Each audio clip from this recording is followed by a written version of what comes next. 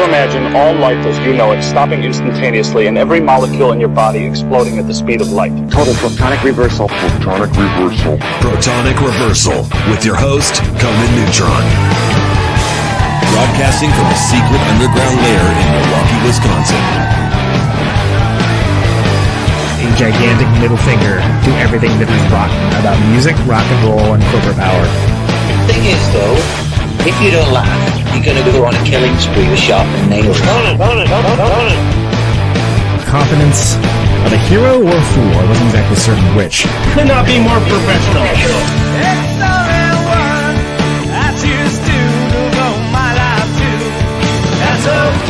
It means something. It means something.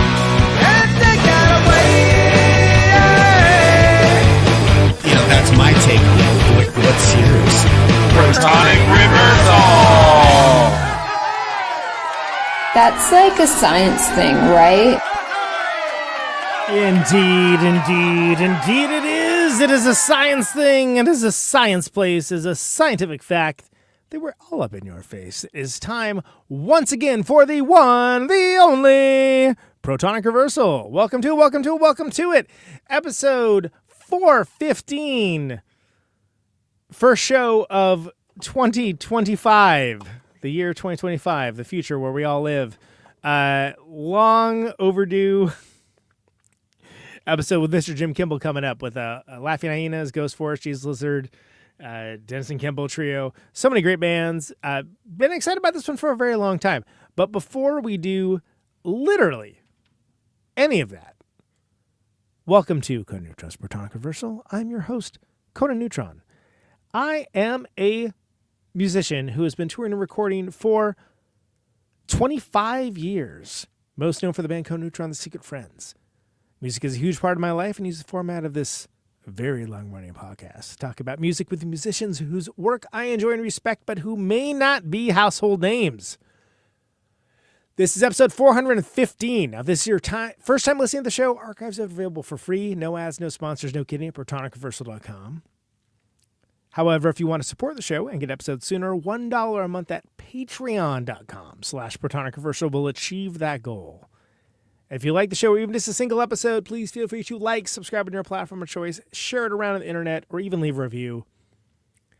All that helps people discover the show. It beats back the almighty algorithmic overlords, and it's just a darn nice thing to do.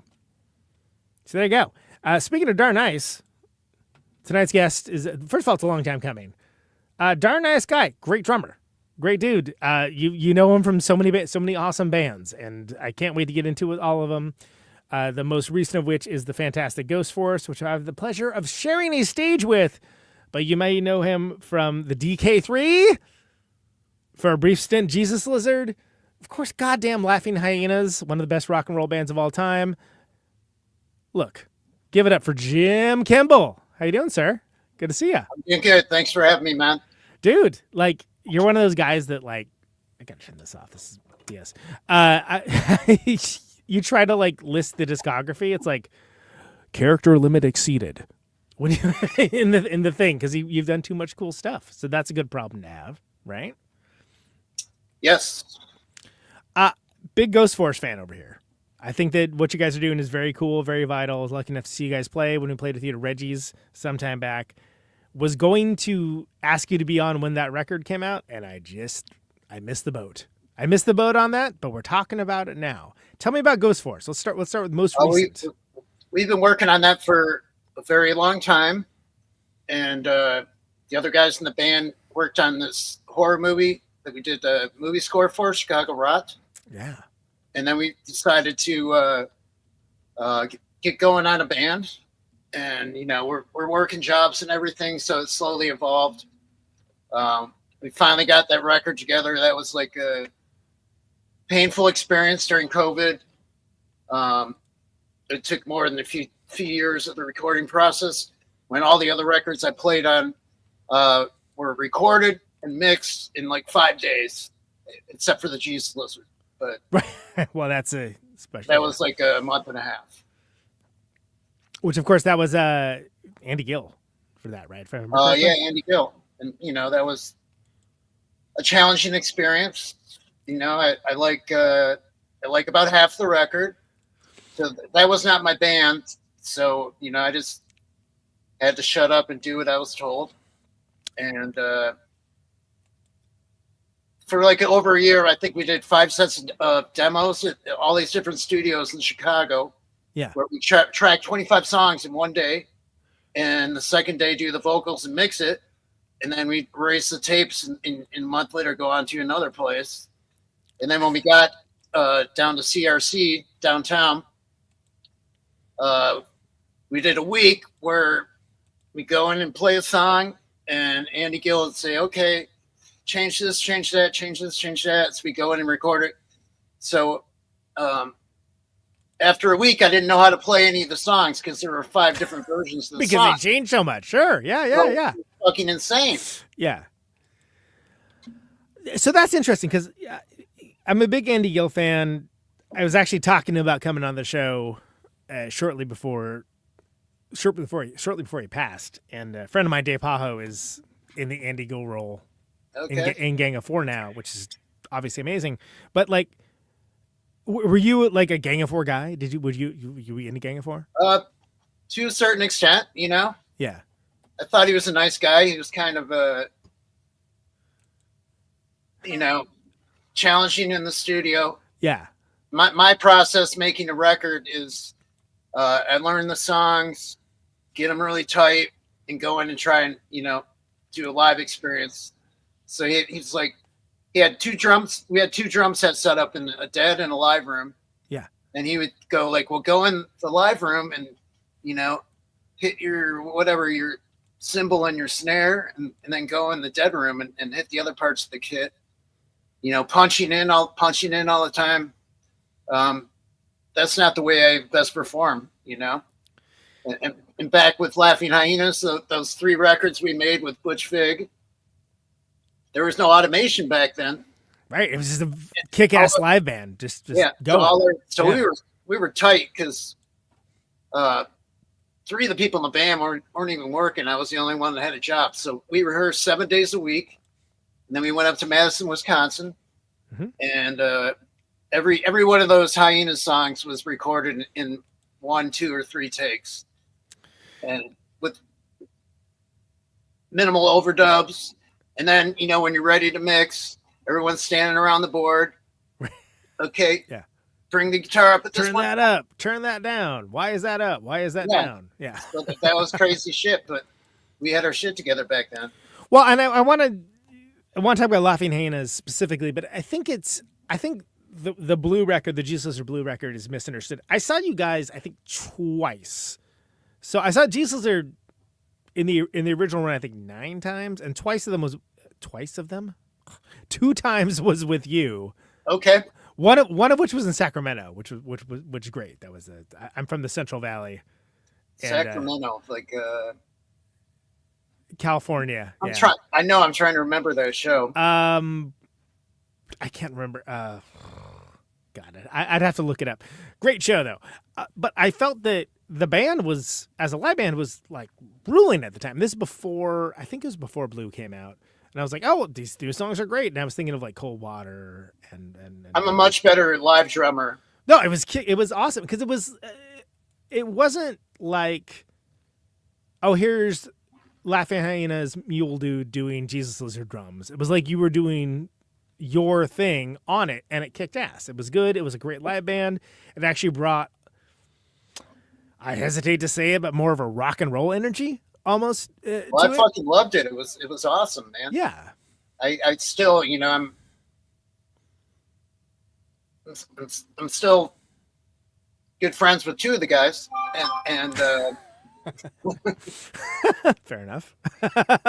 But I'm thankful to all of them for the opportunity, man. I never thought that was going to happen. Because it's like an unfillable role, right? You're like, oh, that's Mac's band. Like, who else but Mac would be in that band? And the only answer is that you got to do something kind of different. You got to do something that's like not exactly. It's not like you're doing an impersonation. You're doing your thing. And I think you have what to me made sense is you have the shorthand of playing with Dwayne for years with the DK3, which I love and I've talked about ad nauseum on this show. I think that, like, look, there's a record called Neutrons and my last name is Neutron. I'm not going to be mad at it. Hell you know yeah. what I mean? But I love all of those records. I think they're so interesting and cool and like, almost jazz from a raucous perspective to a certain degree, that you have a musical shorthand playing with someone. You know how that person plays, but you're also put in unwinnable position to a certain degree. Like, people are only like, the worst thing you can do, the best thing you can do is like, oh, people aren't mad at this. And it's hard to be able to differentiate your playing and have it be something that people appreciate on its merits, especially at that time. I think now, like, I think that record is aged well. Like, I think there's some people that love that record. I actually like that record a lot. It's just, but it took me years because I was like, it's the only record that they made like that. Right. Where they let a producer, like, all the other records, they went in and just fucking played live. So it's such a different record production wise. And I don't know if people that are not record making people realize that. That's like, no, every part of this is it's different than any. It's not even this different from like the records everyone loves of Steve Albini. No, it's like, it's every part of it is different. Like and to a certain degree that I get like, hey, let's try something new. Let's try these songs. That was the thing. So I believe Gary Gersh from Capitol Records, president. I got to go out to a dinner at, I think the restaurant's called the Italian Village downtown. And Dwayne said, order 3 or 4 entrees, whatever you want. It's all on Capitol Records. And then, Botch, Billions. Of course. Yeah. From Billions. Yeah. So he's like, let's order some wine. So he ordered like 3 $800 bottles of wine. So dinner was like $10,000. And, yeah. I wasn't paying for it. So exactly. Are you paying for it? Yeah. Great. It was fucking ridiculous. What do you have? And I barely touched the food. Well, and that's where that band was at the time, right? And it was that weird situation where the 90s gold rush was almost over at that point. But there's a band that has a stature and that has a rep for being very good live. And it's like, well, what kind of record is this going to be? Well, I think it was more structured for their first record, what the record company wanted them to do. And then after that, Capitol Records was not making a lot of money off the Jesus Lizard. Right. Shocking. So Gary Gersh said, do whatever the fuck you want. So that's what happened. And I think a lot of times when somebody does a do whatever the fuck you want record, it's lauded. And sometimes people get mad at it because this isn't what they want. They're like, oh, I want Goat Part 2. Why aren't you doing Goat? I like that record. Yeah, some people hated me for being in the band. Because you're the new guy, so you're going to catch all the flack. Because you're like, hey, there's this new drummer, and now that sounds like this. What's this all about? It was never my band. That was very clear. So, but we had some great times together. Yeah. I don't know. Some of the highlights, we toured with Bush in 1997 for a month. That was insane. Did all these drugs with them, and it was the last month of their 97 tour. Playing in front of 20,000 people, which I'd never done before. Bad. Yeah, sounds okay. Yeah, and they're really cool. I'm still friends with the guitar player, and I went to see them in Chicago when they played at the Riviera about 5 or 6 years ago, and hung out with them. They were very kind to me. Yeah, and it isn't unprecedented to have a band of the Jesus Lizard style at that time hit big, right? I mean, explain Nirvana. Like, Nirvana doesn't make sense if you stop and think about it. Like, what was happening in music at the time? Like, there's nothing about it that and it makes all the sense in the world now in context, but it's like, yeah, I wish that was us, but our singer was a screamer. Yeah, exactly. Well, David does what David does. Those records sound great. Like, I think Butch Vig was getting ready to record Nevermind when he recorded Laughing Hyenas' Life of Crime record. Talk to me about Life of Crime, because to me, as much as like I like Blue, and I like Blue at the time, but yeah, Life of Crime. I listen to this record all the time. I listened to it recently on tour. I was like, here's what I said in the van. I was like, wow, this sounds like this was recorded yesterday, and I mean that as a compliment because it sounds like kick-ass band in a room. Like this is a band that's just ruling the game, right? And like just bringing the damage and that serious, like this is a no joke rock and roll experience kind of way. So you mentioned that you were the only one with the job. Everyone was just practicing all the time. Yeah, we were practicing all the time. And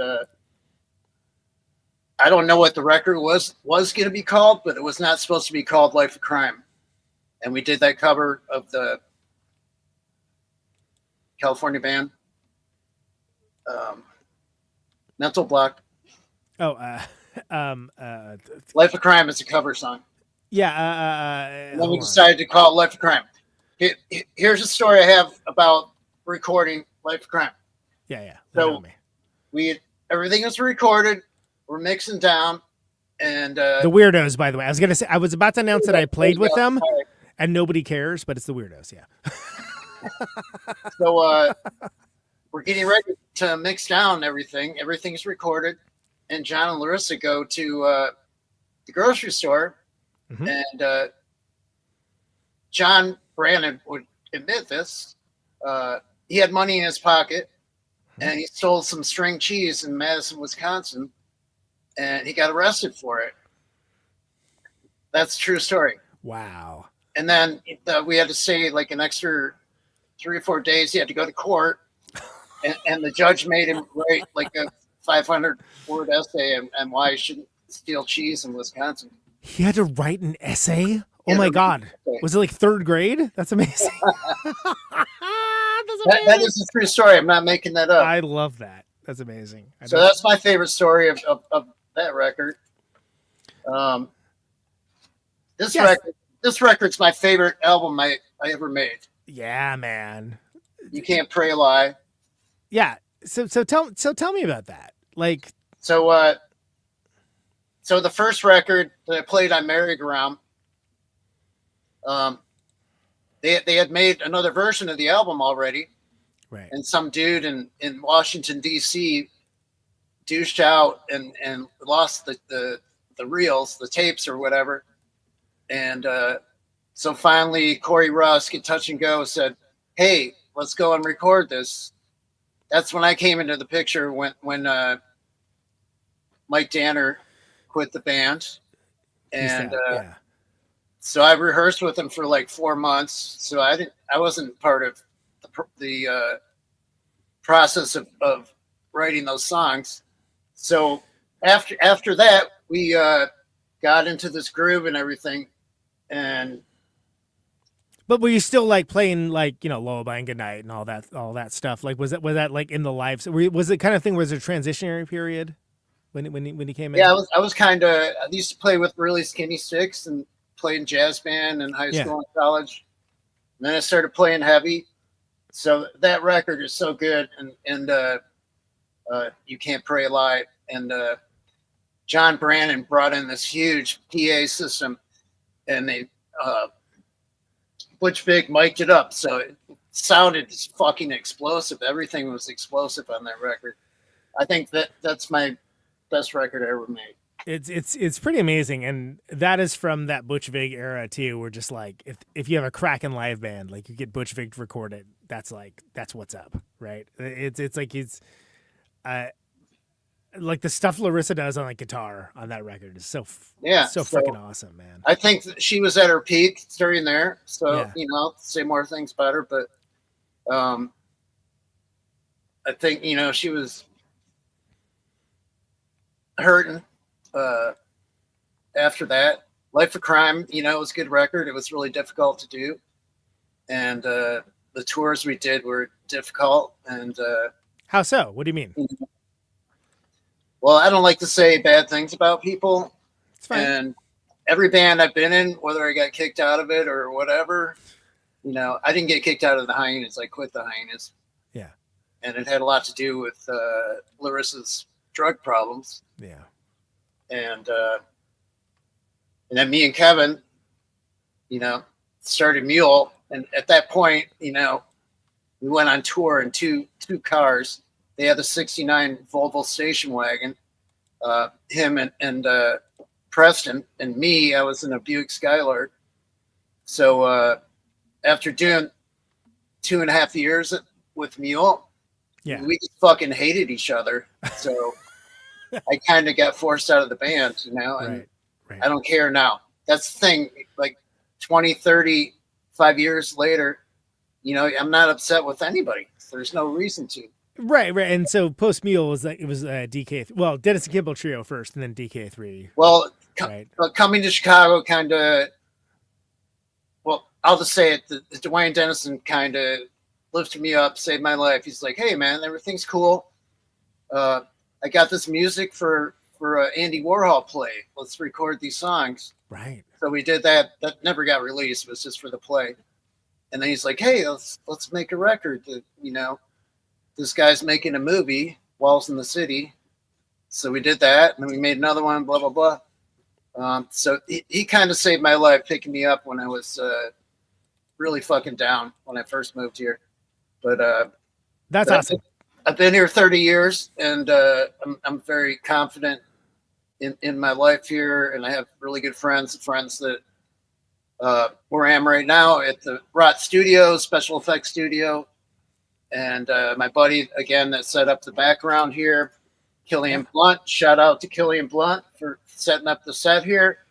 Yeah, I mean, Ghost Force is a kick-ass band too. Like, he's also does lighting for our shows. Yeah, he did the layout for and the pictures for our album, and he does so much for us, helping manage the band. So I love him. He's a really good guy.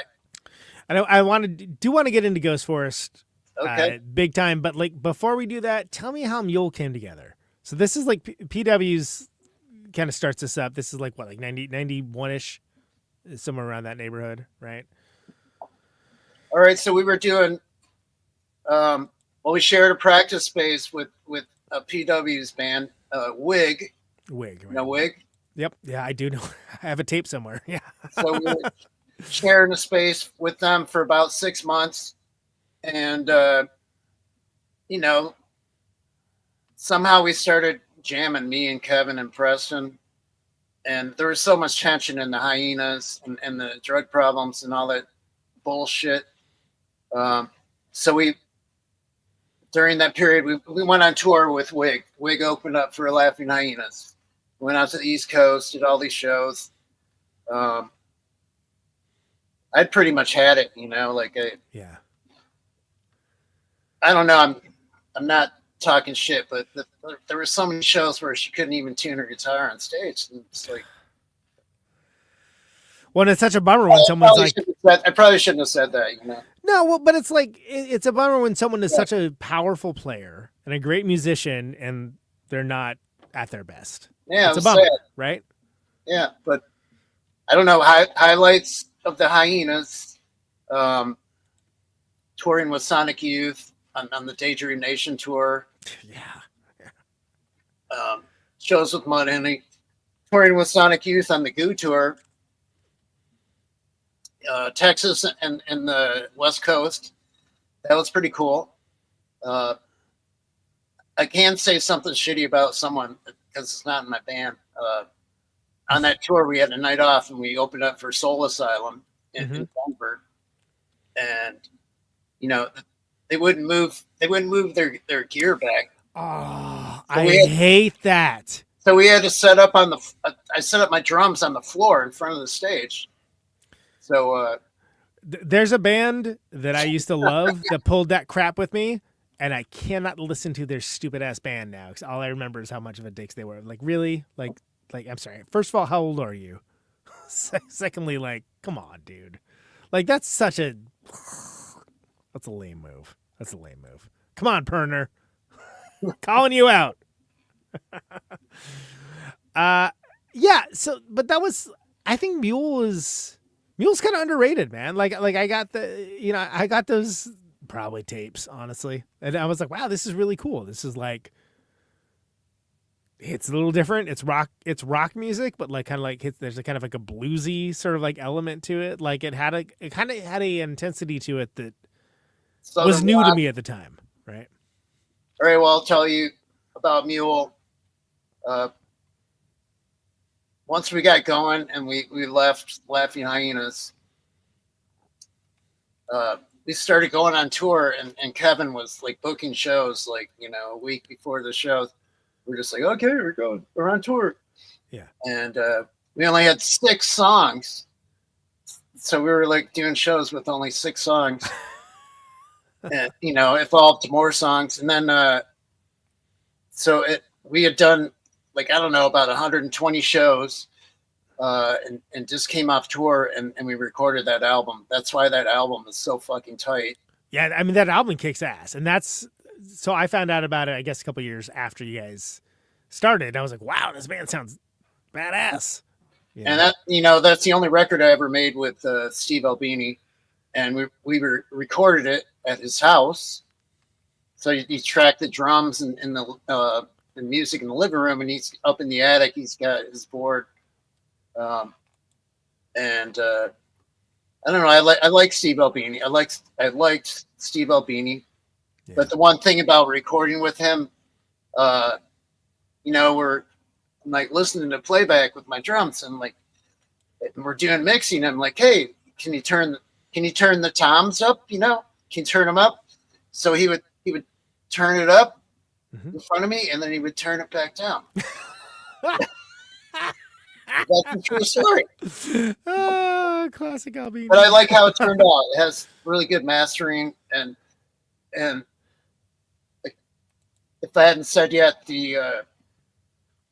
all the records I played, the Hyenas records and the Mule record, when you're doing the final switch to the tape that's going to go off for mastering, tried to make the spaces between songs really minimal, flow like one song, Yeah, man, yeah. I think that's what makes that record great too. It goes just like one right into the other. It's like an experience of a listening. And maybe have a longer break between some songs. Yeah. No, it's good. I mean, that Mule record's awesome.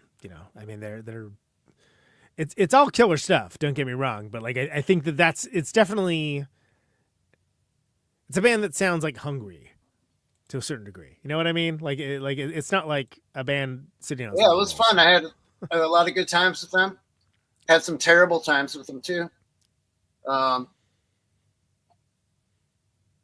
Preston was a challenging character, maybe. And one time we were having a disagreement, and they pulled over in New Mexico or Arizona, and I got out of the van, and they left me there for 2.5 hours in the middle of fucking nowhere. That's a true story. You look confused. No. I'm just kind of in shock. It's like sounds like a dick move. But I mean, like, was there anything spoken of about it later, or was it like an apology, or no? No. All right, man. Yeah, but that really happened. Sounds like a drag. So sidetrack for a minute.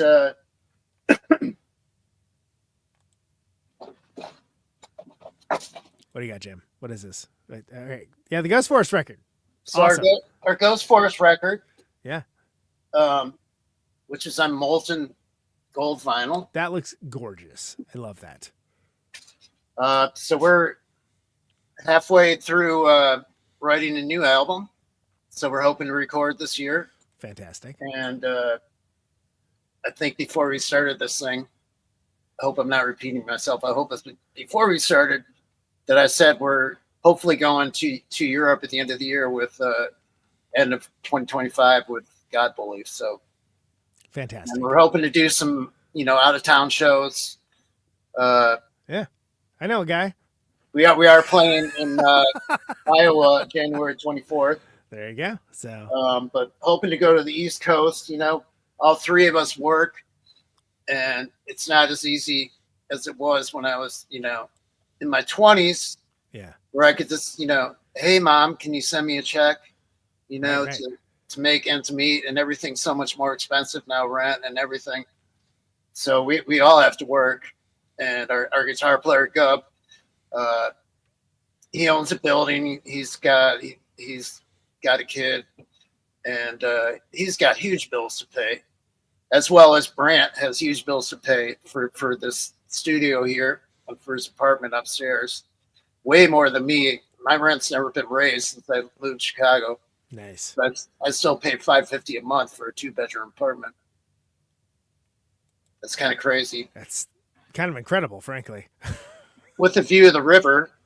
And not bad. Anyway, so things are a lot more complicated when you're in your 50s. Yeah, that's real. So I don't know if I had told you this. The insert.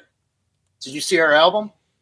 I have seen it. The listening audience probably. Well, next time I see you in person, I'll give you a free one. Shit, But man. Sure, I'll buy a copy. This is the insert. I know the lighting's kind of weird. Yeah. This is great. This on fire. It's an arresting image. No, I mean, I think I may have said this to you. I can't remember, but like when we played with you, I was like, if I knew nothing of Laughing Hyenas, Mule, DK3, Jesus Lizard, any of that stuff, I'd be like, this is a great band. On its own merits, it's a great band. It's interesting. It's cool, man. It's a good rock band. And you guys are well aligned. Everybody seems like they're on the same page, which is lovely. I think it's as good as anything I've done, Yeah. And it's getting better. Our new songs are amazing. And I don't know, shift gears. I don't know. Did you know I played in Fetus for a year and a half? I had heard that, but I know nothing about it, other than the fact that I had heard about it from a dude. So now he's like world famous, winning Grammys and shit. He's very busy. So I had some crazy experiences with him. Tell me about it. I know nothing about that guy. He was drinking out of his mind at the time. It's 1995. Okay. He lived in a loft in Brooklyn where he's lived for, I think, 20 years before that. Yeah. And it was right next to the second worst projects in New York. So I went out there to practice with him for a month. And every time I walked out the building, I thought I was going to get killed. And I shouldn't laugh. It's terrible. And he would sleep all day, uh-huh. Because a lot of drinking. And then he'd get up, at 6 p.m., guzzle 16 ounces of vodka. And then we'd take the train into New York. And we practiced at the Beastie Boys studio, believe it or not. So we did that. We went on tour. That's like Boyle, right? That's like that live album. Yeah, I play on that record. Yeah. So we did a U.S. tour, and then shortly after we went to Europe for 42 shows in 49 days in 15 countries. It was fucking insane. In winter. And I don't know, one story that stands out to me is we played in Copenhagen, and since we're on the tour bus, all the venues had to provide a place for us to take a shower. So we played at Christiana. I don't know if you know what that is. It's like this government-free zone. It's like 6 blocks. Oh, I do know what that is. Yeah, where they don't have to abide by the laws of Denmark. So we're playing there, and we get off the bus, and we're all walking with our towels, us Americans, and then we get to the showers and walk in there. It's just like one wide open room, and there's 25 shower heads on the walls, and every person you can imagine, 90-year-old ladies and right, hot 20-year-old girls and little kids are all naked taking showers, and I'm like, oh my god! And we're all wrapping our towels, all uptight Americans. Yeah. And I'll leave it at that. There's more to the story, but no, it's an evocative image to be sure. But so that's where Thirlwell's taking you, right? Yeah, there's so many crazy things happen on that tour. I don't doubt it. I mean, it sounds like look, that record's cool. You got like there's like a kick-ass Alice Cooper song. There's like what Sonic Reducers on that, right? Like I think there's Hey, can I say one thing first? Yeah, lay it on me. Killian just showed up with this. Thanks, man. That's a good bandmate / enabler. Cheers, brother. So one sec. I'd take a shot with you if you could put it over the internet, but I can't. So It's weird with the split screen. I don't know. there you go, bullet rye. That's what we got here. That's good shit. It's good shit, indeed. All right, so you're dicking around in bathhouses with Thirlwell, right? So that's there's a lot of drinking on that tour, and it's weird shit, man. Played in 15 countries. Yeah, and he's a talented dude. I would talk to that guy. I mean, he's like a friend of like 15 different friends of mine. I'm like, I don't know. I'd have him on, sure, but I don't know him. Well, he was a good guy. He made a compilation back in the 90s with a bunch of bands and put a Laughing Hyenas song on there. Yeah, what was that called? That was can't remember. It might have had a Melvin song and a Helmet song, some other shit. I'm gonna find out. I'm gonna find out right now. Are you looking it up? I am looking it up because I freaking own it, and it is like it's 20 feet that way. Mesomorphia or something. Yeah, it's got some. Christ. Whatever. Doesn't matter. I'll find it eventually. I'll find it eventually after the show is over, probably. But but no, I mean, like I feel like Thirlwell's like a no joke artist in his own right, but someone that is like done well by the community, and like he's in it. Pretty does some cool stuff. Respect. I don't know what he's like now, but he was so self-absorbed back then. Produced, recorded, engineered, blah blah blah, created, like on all his records. Right. Yeah. And now he's a fucking genius, Grammy Award winning. Yeah, well, good on him. I mean, like good for that guy. That's what I got to say about it. But I think it's interesting that you've right. So tell me about because I kind of cut you off, right? Mesomorph Endurus, by the way, is the name of it. Okay, cool. Jesus Christ, that is correct. 1,000-mile walk in the desert for an ice cream cone, as Buzz would say. But yeah, like Cop Shoot Cop was on that. Hammerhead, like Helios Creed, Hyenas. Yeah. So I have a Cop Shoot Cop story that his band Firewater. Oh yeah, Firewater. Yeah. I play on half of the first record and a couple songs on the second record. That was kind of cool. I haven't done much session work, but because, like I said, I like to be well rehearsed before I start playing. So he flew me and Dwayne Denison out to New York to record. That's right.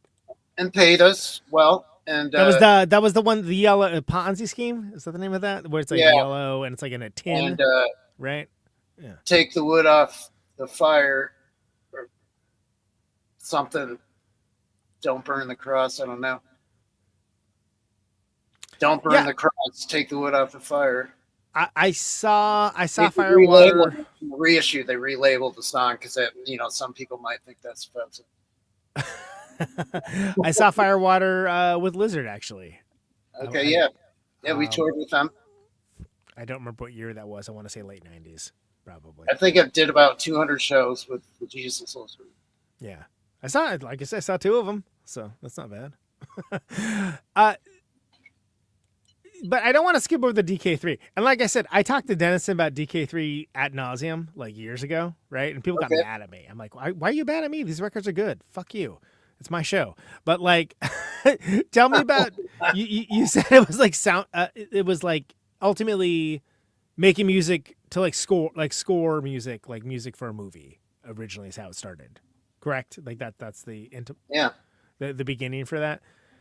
And yet you came out with this punk jazz sort of. I mean, when people say fusion, it usually means something incredibly boring. but exciting music that was managed to keep intensity with like brushes oftentimes and like things that were not distorted guitars. Well, I'll tell you about the third one, the Neutron record.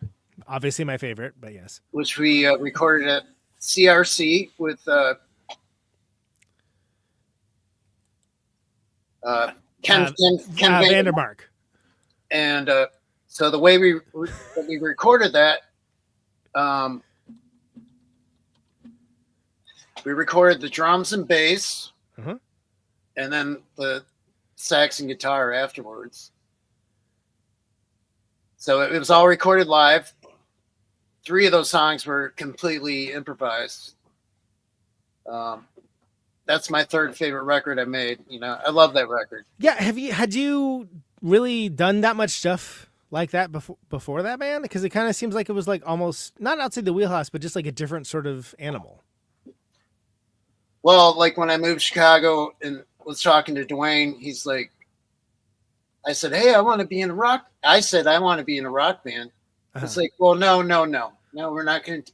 You got to do this. So we're going to try and do this. I'm like, okay. We're going to make weird film noir soundtracks. Okay, yeah, that's fine. That's kind of how it evolved. But it's cool. I mean, I think, honestly, dude, I think those records have aged pretty well. Like, if you listen to them now, it's like, yeah, this is good mood music, right? But it's just... Yeah, the third one's my favorite. Oh, it's the best. As a record, it's the best. Easy. I mean, like, look, I totally love that Ornette Coleman cover. It's the only allowable Ornette Coleman cover. Yeah. I'm trying to work on my crazy beard. It's good. You got good crazy beard. It's good. Yeah, my crazy hair. But I think that, like, I think those records are underrated, actually. I actually wish more people would pay attention to them. But even, like, The Walls in the City, but, like, Soul Machine, I think, is, like, where stuff started hitting a little harder, you know? Yeah, the second and the third one are much better than the first one. Yeah, Walls in the City is cool, but... I was trying to figure out what to do on the first one. Well, and it sounds very authoritative. Like it's sort of like there's less sort of cacophony and more like the best elements of punk and jazz. You know what I mean? Okay. So I think those records are great, man. I am shocked when people that like know of all y'all's other bands don't know them. Well, have you heard Neutron? So I'm like, you're just saying that because it's your name. I'm like, maybe I am. What of it? But it's awesome. It's killer stuff. I think it's a niche audience to a certain degree, but look, like that band was like one soundtrack placement away from being like a household name. You know what I mean? Look at we almost got to be on one of the Beastie Boys almost wanted to put out a record by us. Somehow that fell through. That would have been okay. All right, here's another story. Did you know I made a record with Ed Roessler from Urge Overkill? I had heard about this, but I don't know any of the details. So please illuminate me. So, whatever, I got kicked out of Jesus Lizard. And I'm like, hey, Ed. Ed was kind of, having problems with drugs. Hey, let's start a band, Ed. So I talked him into doing this. We worked on record. We went on tour without a record. We toured the Canada and the US without a record. Nice. And we got paid well, and there were people at all the shows. And then we almost got signed to Matador. And when Gerard Cosley asked the people that work there, "What are you doing? Taking your shoes off?" I'm putting more socks on. It's fucking negative 10 degrees in this basement, dude. Sorry. I didn't prepare. It almost came out on Matador Records, and they took the deal away from us. So that's the only record I made. It's the best Urge Overkill record. It's just me and Ed. Right. He plays bass and guitars, and like he did on all the Urge Overkill records. Yeah.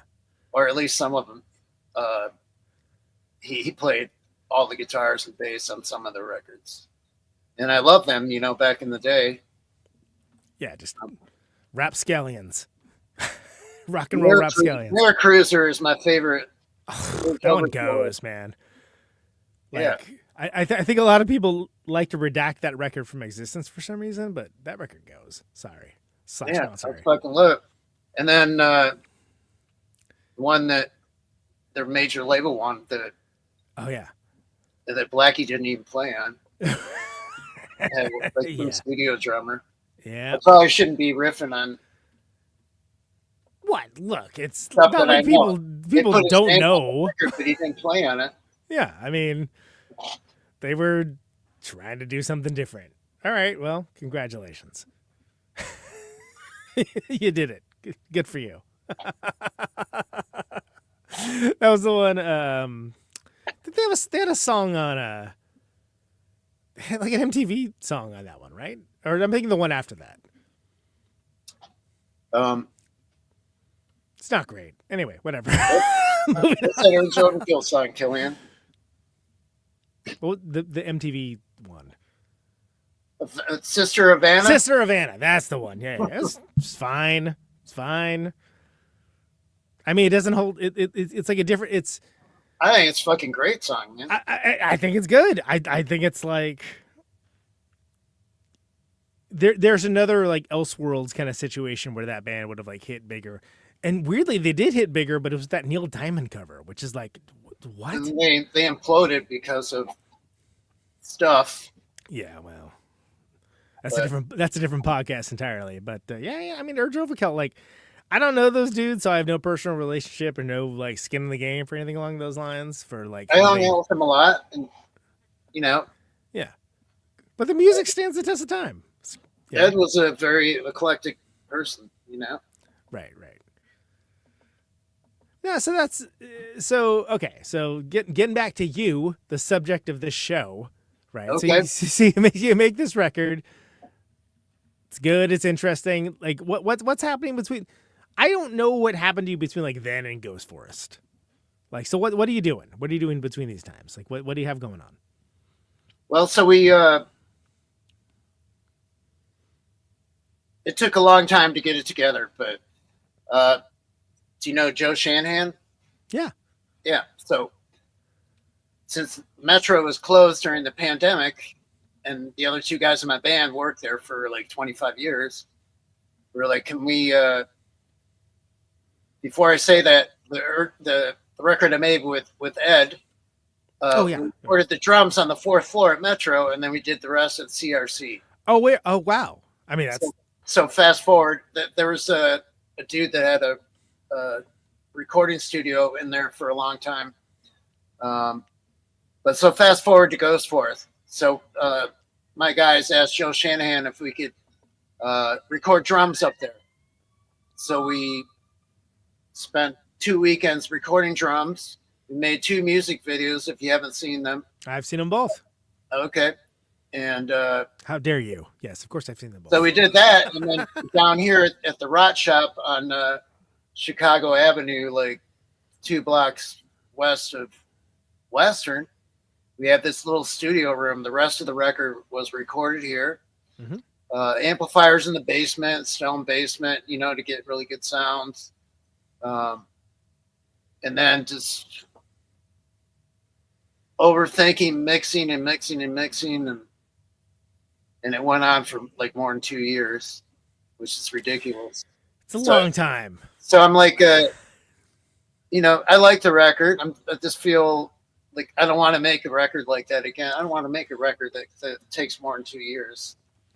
Do you feel like it kind of just gets sort of like Hearts of Darkness, kind of like Apocalypse Now? You get too far down the Mekong. Yeah, well, I just want it, I just want it to be done. Okay, you make it, you mix it, and you did the best you could. Mm-hmm. If you keep remixing and mixing, that's just fucking insane. Yeah, but I do love the record. It's a great record. We want more people to follow our band. Yeah. And we are going to do more shows in the future and out of town, hoping to go, to the East Coast, maybe in the spring. And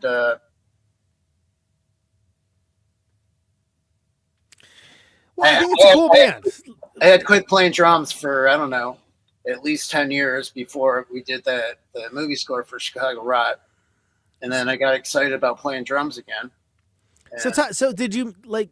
So that's interesting to me because I've talked to other musicians, like Greg Norton from Husker Du, Ultra Bomb, et cetera. He like didn't play bass for like 10 years. He just was I'm not going to do this now. I'm going to do something else. I met him at it was the Soul Asylum opened up Replacements and Husker Du at a show in Detroit back in the 80s. I said, "Hey, I really like your band." Right. Yeah. They were great, man. It's pretty good. Yeah. The Hyenas got to play a show with them as well. Oh, that's killer. Like on I think it was their last record, that one with the Gatefold Dayglow. Yeah. At Second Chance in Ann Arbor, Michigan. So it's weird. I can remember certain details about every band I've been in, but I can't remember all the details, you know? Well, sure. I mean, like, there's a lot of like details. Really obscure shit I remember sometimes. No, but I brought up Greg Norton specifically because he's another guy that just was like, well, what are you doing between these years? Well, I didn't play music. I just wasn't in my life. Which is crazy to me, where it's like someone that's like, it's everything in your life. It's every day, it's every hour, it's every minute. And then like, oh, that's just not a thing I'm doing now. And then you come back to it and it's like finding a phantom limb. Like it's sort of like, oh yeah, this, right. This is good stuff. Well, I wanted to be an NFL player or a rock star. those are the two options. when I was in grade school. Yeah. You know, I started playing drums in 4th grade, and it evolved. And well, I'll tell you, my mom, when I was in 4th grade, I'm like, "Mom, I want to be a rock star." Yeah. And she said, "Well, if you're gonna play rock drums, you have to listen to jazz too." So she got me listening to jazz. You know, like people she loved, Billie Holiday, Dinah Washington. Nice. And then I got into Buddy Rich. I saw Buddy Rich play twice. Saw Max Roach play once. Nice. Nice. So I think that's somewhat of a influence on my drumming style. I'm definitely not a jazz drummer, but I do some things weird. And there you go. That's kind of how I got started with my drumming. Well, but how do you go from being like, I'm not playing at all to like, cool, I think I'm going to play now? Like, what's the process for that? Like, because there's a good kind of winter period where that's not happening. So, what motivated you? Can you say that one more time? What motivated you to start playing the rock drums again after a long period of not doing it? All right. Well, after a long period of time, my friends. Brant McCrea, bass player of my band. He's like, "Hey, I'm making this horror movie. I really want you to play on the movie score." You know, so he's like, he gave me the music, you know, and I practiced to it for like 6 months before we recorded, and we made a really good recording at Killian. Where did we record it? All right, so we made the movie score is fantastic. If you haven't heard it, you know, you could probably listen to it free on the internet. We're hoping to put it out on vinyl eventually when we have the money to do that. That's a Chicago Rot? Chicago Rot, ROT. ROT, yeah. You can watch a movie for free on the internet or for like a couple dollars. Nice. You should check it out. It's like a horror film, right? I haven't seen it. It's a revenge crime thriller. Nice. Horror movie. It's really gory.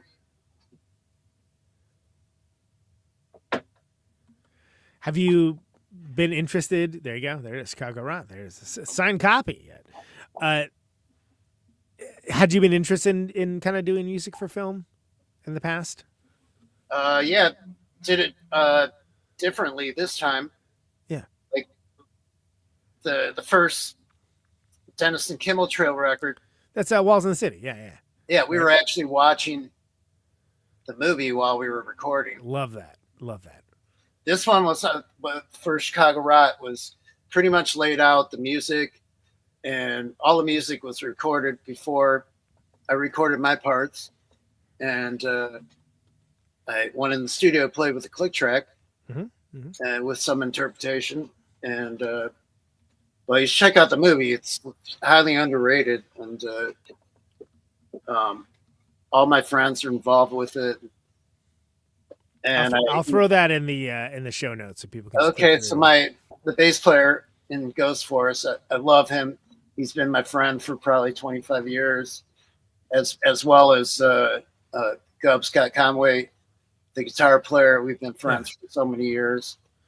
And the thing that's different about this band, so when you're in your 20s, you know, you're on tour and you're like, fuck you, I'm quitting the band. You know, someone said something wrong to you. Yeah. So we're in our 50s now, and, you know, we know each other, and I don't think this band's going to break up. And it just feels good being around these guys because we know each other so well.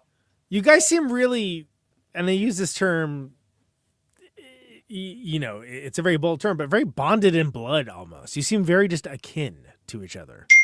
Like you said. Yeah, well, these are my friends, my extended group of friends, you know, movie special effects dudes. Yeah. And it's a whole like community group of cool shit. We do our crazy Halloween stuff every year, you know, like usually most years 2 or 3 costumes for the 3 days of Halloween. 2 or 3. Wow. Yeah. And, you know, so they've helped me out a lot. I've learned a lot about, you know, making latex masks and doing crazy makeup and stuff. Tom Savini stuff. Sure. Yeah, absolutely. So my 2 favorite days of the year are Halloween and the 4th of July. Am I supposed to talk about myself on this show? Absolutely, yes. Okay, so on the 4th of July, this last 4th of July was the 20th year in a row that I was on a pyrotechnics team with the fire department in Upper Michigan on Lake Superior. So we light off $30,000 of explosives by hand in 20 minutes. You load the shell, 4, 5, 6, 8, and 12-inch mortars. Yeah. Into the tube, and you hand light them, and then there's like 25 finale boxes, so we have like 400 shells in the air in like 2 minutes. So awesome. That's one of my favorite things to do. I mean, sounds okay. Sounds good. So I'm rambling. If we run out of things to talk about, you know. It would never happen. What I want to talk about, though, again, because originally when we talked about this forever ago, okay. The self-titled Ghost Force record was pretty new, and now I know it's not. I know you're halfway to this new one. I get it; it's old news, et cetera, et cetera. But something I've done on the show because I think it's a cool record, and I think people, if they don't know it and they know your other bands, they should certainly check it out. Is I've gone through the record, each of the songs, with people on the show, and you kind of tell me a little bit about each of the songs. You know, like whether. Whatever, how you came up with the drum part, like where the song title came from, like anything you remember recording, you know, anything along those lines, anything you can tell me about the music on the record. And people. Okay, well, before I do that, I'd like to give a shout out to Sam Fell. He recorded the movie score for Chicago Rot. Okay, great. He's a wonderful person. He's so fucking talented. We're hoping to record the next record with him. There you go. Shout out to Sam Fell. So repeat your question again. I apologize. Well, what I'm going to say is we're going to go through each of the songs on the record. And if you don't have anything erudite to say or whatever, that's fine. It's literally just giving some context to the Ghost Force songs that exist. And just anything you can tell me about the songs in question. Anything you can tell me about any part of it, really. So, no wrong answers. No wrong answers, right? All right, no. So tell me about Buried Alive, which is the first song. So I can't really tell you much about, you know, the lyrics and stuff because I didn't have any involvement in that. Just tell me about your part. You're the star here. The one song I can tell you, Nougatang. We went to Chattanooga to promote the Chicago Rock movie, and we dressed up in costumes and stuff. And so the title, I named the title from Chattanooga, and people were talking about Ted Nugent. So Wang Bang, Wango Tango. Yeah. So that's where the title comes from. It has nothing to do with the lyrics in the song. Sure. I guess I don't know, like the way we come together. They have a song, it changes. You know, I have ideas about stuff, and it evolves into something bigger. So I can't tell you about the, you know, what I think about the lyrics and stuff. What isn't about that? It's more about your experience for recording the music. Anything you remember about the like writing your own parts to it is fine, or like just like you just said, the portmanteau, I think they call it, of putting like Chattanooga and like a Ted Nugent song together. Great. That's well, I try to have a variety of different drum beats that I try to work with. On most of my records. This record, you know, no one wants to hear, you know, just like the one song, just like, you know, like balls out. So, you know, you have some heavy songs and you need some lighter songs to break it up. I think from Gub, Scott Conway, our guitar player, Living in the Hard Times, I think had a play on the COVID, you know, and it was, which is stupid to talk about it now. I think it's stupid to talk about it now, but it was kind of crazy at the time. It's kind of like all everybody was experiencing for a really long time, though. So it's and that's why the record was recorded the way it was over a 2 or 3 year fucking period. Right. And right. So like like you said, drums at the Metro, right, and then like, you know, guitar and vocals later. So you know, if Gub was here, you could interview him and ask him what he was thinking about most of these songs. But Brant wrote the one song "Swirly," which is one of my favorite songs. And when he first wrote it, I'm like, I hate this song. And now it's my favorite song. Right. You came around on it, sure. Yeah. Well, so there's a couple songs where I play, where I put a cymbal on my floor tom. Sure. Yeah. No one. You know, I did that with Dwayne and Denison-Kimball Trio. He said, "Hey, you should try this. You put it on the floor tom, like a hi-hat cymbal, or on your snare drum, and you know, it's different." It's got a kind of a cool. I just can't comment on every song exactly what I'm thinking. It's all inside my head. I get crazy when I'm playing. You've seen me play, and I just do what I do. I'm not the greatest drummer in the world.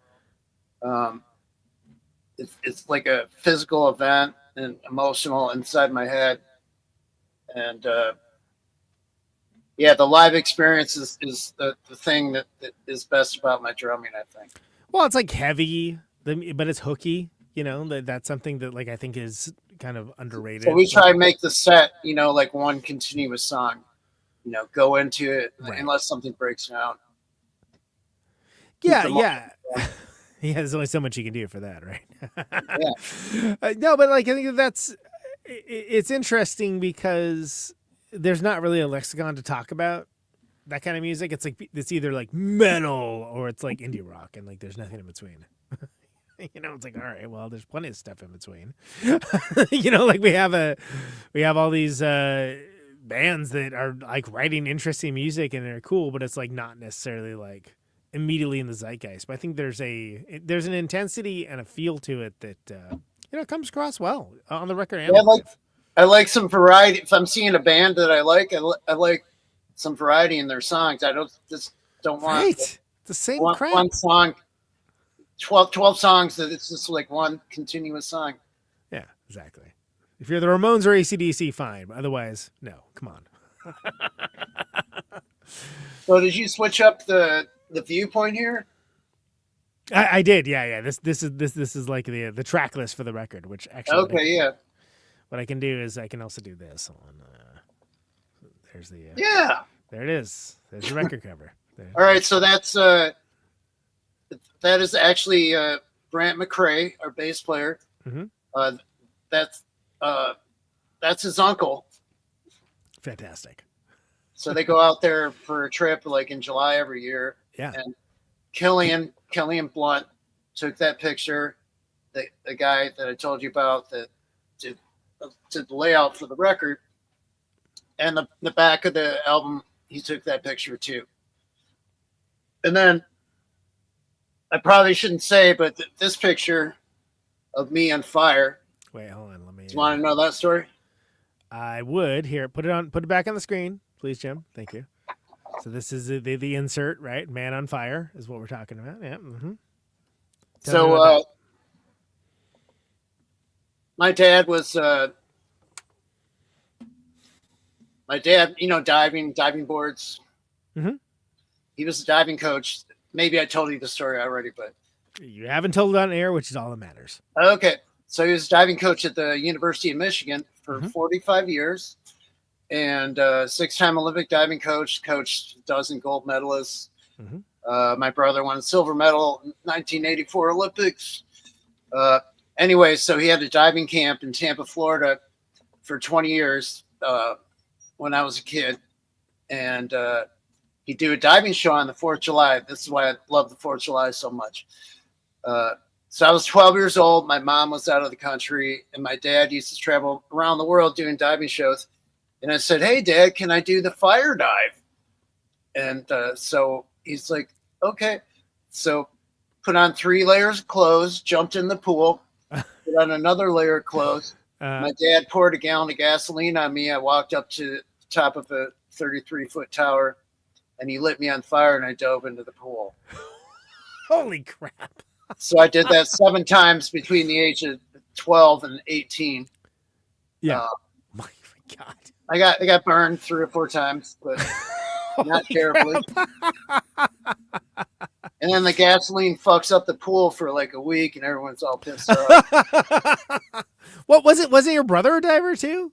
Yeah, I said he won a silver medal in the 1980s. Yeah. That's. I mean. But he never did that. So how many people? Exactly. He wasn't. There's no gasoline involved though. Yeah. So how many? Where's the medal for that? that? They lit themselves on fire 7 times. Exactly. How dare you? First of all, how dare you? So when they were making the Chicago Rock movie, yeah, not the Chicago Rock movie, but one of the other people in the collective here, they were making this movie. Damn it, I can't remember the name right now, but the climactic scene, the guy gets lit on fire, like, and falls into a dumpster. So I was hanging out on the set, and like, hey, I did some fire dives back in the day. He's like, and he was a professional stuntman, and that they would never do it like that ever again.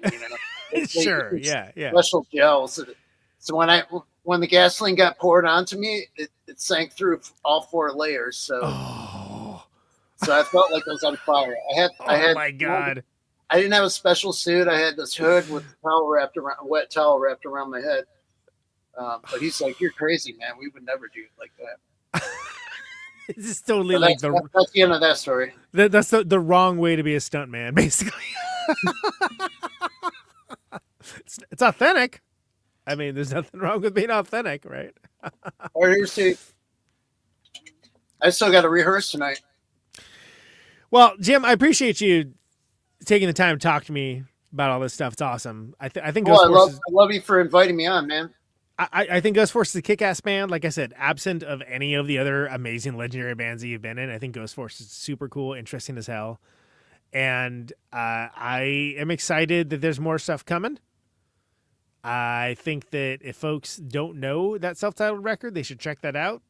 it's great. You're playing Iowa coming up. You got to there's other things on the agenda coming up. Is there anything specifically you'd like to call out before we start closing it down here? Sorry, I'm having fun. What did you say? Is there anything specifically you'd like to mention before I start wrapping up this here show and play us out? I feel really good about the opportunities I've had. I feel really good about Ghost Forest. I'm hoping we can get this going a little better. We finally have a booking agent, and I feel more confident in my life. The one thing when I record now, I get more neurotic. In my 20s, I didn't think about it. This went in there, and now I'm just like, it's got to be perfect. It's got to be perfect. But well, you're competing with yourself to a certain degree. Yeah, it's crazy. But the Hyenas records, yeah, we just did it, and I didn't even know what I was fucking doing, man. I just did it. Yeah, exactly. You don't have the ability to overthink it. I had this shitty Slingerland drum kit that I got when I was in 4th grade. That for all 3 of the Hyenas records, and Butch Vig made them sound like $1 million, man. They sound so good. That record has a killer drums. I've heard people reference that drum sound for I want my drums to sound like that. So the best person to record with is a drummer, Butch Vig, a drummer. Yeah, it turns out he knows how to record the drums. Who knew? Last thing, Jim, this is the last thing I ever ask people. It's the only canned question I ever ask on the show before we close it out. So you can choose to interpret this. Can I say one more thing? Oh, yeah. Yeah, lay it on me. So we worked with this really amazing dude. Uh-huh. He was the head front of house at Metro. Mm-hmm. I don't know the bands that he goes on tour with, but I think he still works at Metro. His name is Justin Yates. Okay. So he engineered and mixed everything. He helped me a lot with my drums, and he's an outstanding dude. So I should have said something about him before, but he mixed and produced this record. So I just wanted to give a shout out to Justin Yates. Shout out Justin Yates. There you go. And what was your question? So this is the only canned question I ever ask. It's how I end the show. And I've done it for years. So choose to interpret this however you like. There's no wrong answer, but why do you do what you do? It's just it's more like a sport for me. It's very athletic. When I get up on stage to play, it's like running 10 miles or a full marathon in 30 or 40 minutes. It just makes my body feel so good. And I'm getting old now, so my body's not feeling so good, but I can still do it. And it's good for my mind. It makes me feel like I've done something with my life. And so there's your answer. Jim Kimball, thank you so much, man. Appreciate you. That's a hug. I like it. I like it. Take care, brother. See you soon. All right. Love you, man. Thanks so much. Yeah. Talk to you later, brother. Thank you. I hope it was good for you. It's good. There he goes, Mr. Jim Kimball. Let's hear a Ghost Forest song to play us out. This will be on the self-titled Ghost Forest record. This is Buried Alive.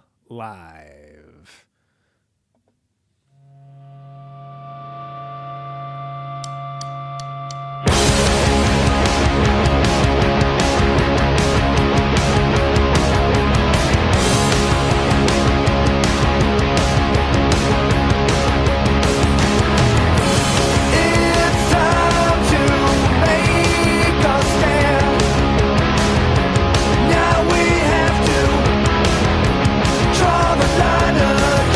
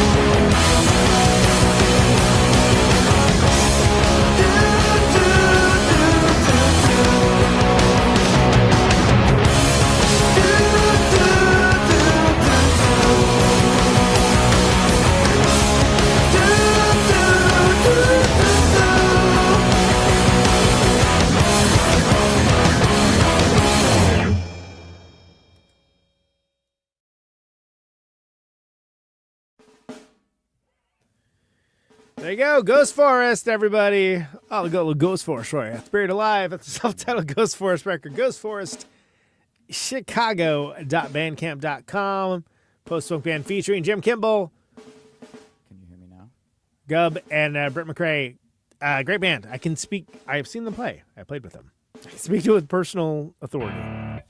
I got a new record coming too. Check them out. Ghost Forest. Jim Kimball, my guest for tonight. Thank you so much for listening to the show. The name of this show is Conan Neutron's Protonic Reversal. Thank you so very much for listening to it. You can find this show Thursdays, 8 Eastern, 7 Central, 6 Mountain, 5 Pacific. Streaming live on YouTube. Podcasted later everywhere. But if you like the show and you want to get episodes sooner, $1 a month, patreon.com/Protonic Reversal. Very helpful to do that. Otherwise, protonicreversal.com for the archives. Always free. No ads, no sponsors. No kidding. Lots of great stuff coming up in the 2025. Stay tuned. You have no idea. Mr. and Mrs. You have no idea, kid. All the ships at sea. So much coming up. Thanks for everyone. If you like, subscribe on your platform of choice, leave a review. That helps people find the show. So it's deeply appreciated when you do that. 50,000 watts of power. All that helps beat back the almighty algorithm. And, this is a darn nice thing to do. So appreciate you for doing that. And for listening as well. Deeply appreciated. What else? This microphone. Funny stuff coming up. Stay tuned. How about that? Electricity. And of course, as always, stay safe out there. Can you hear me now? Check you later. Out on Route 128, you're dark and lonely. I got my radio on. Can you hear me now? Can you hear me now?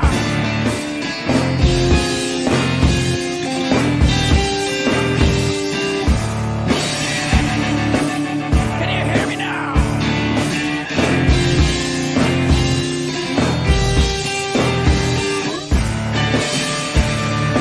you hear me now?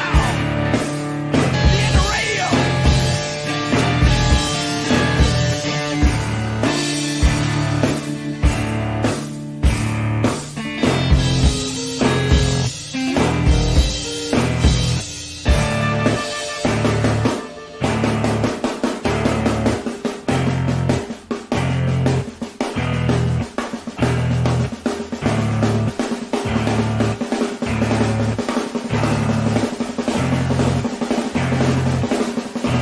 And that snare drum and that drum roll means we've got a winner.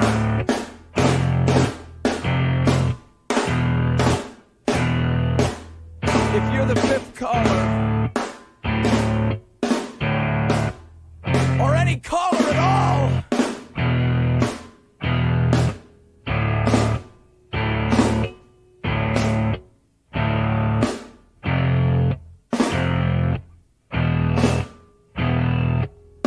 welcome to my top 10.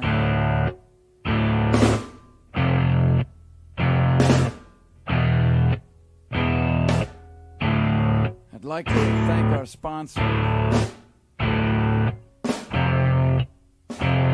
But we haven't got a sponsor. Not if you were the last man on earth. She was prepared to prove it.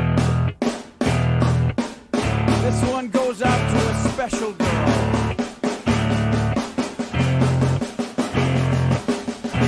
But there is no special girl.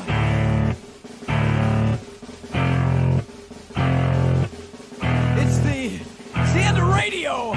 The last announcer plays the last record. The last what? Leaves the transmitter. Circles the globe in search of a listener. Can you you hear me now? Can you hear me now?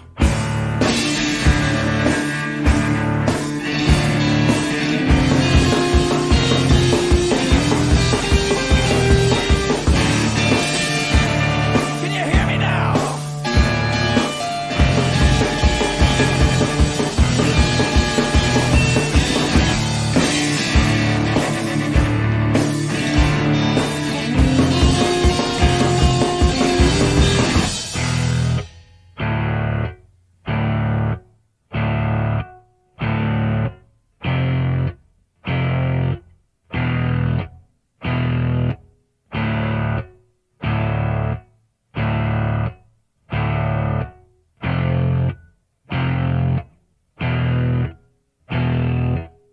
Is it really broadcasting if there's no one there to receive? It's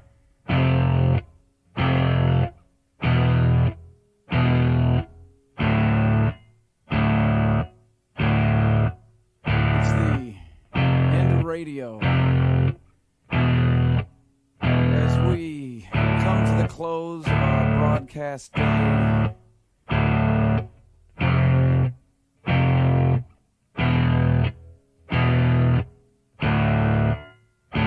got my radio on.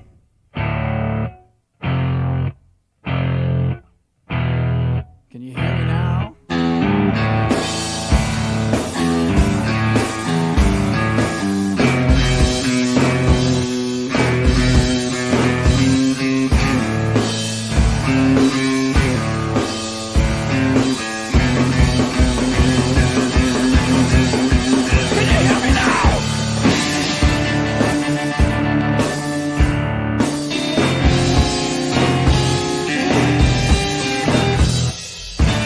Can you hear me now?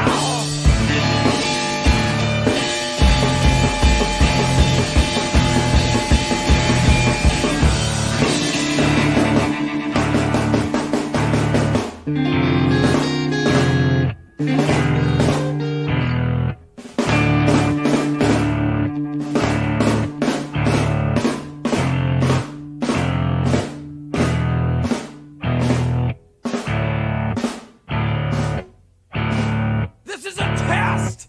If this had been a real emergency,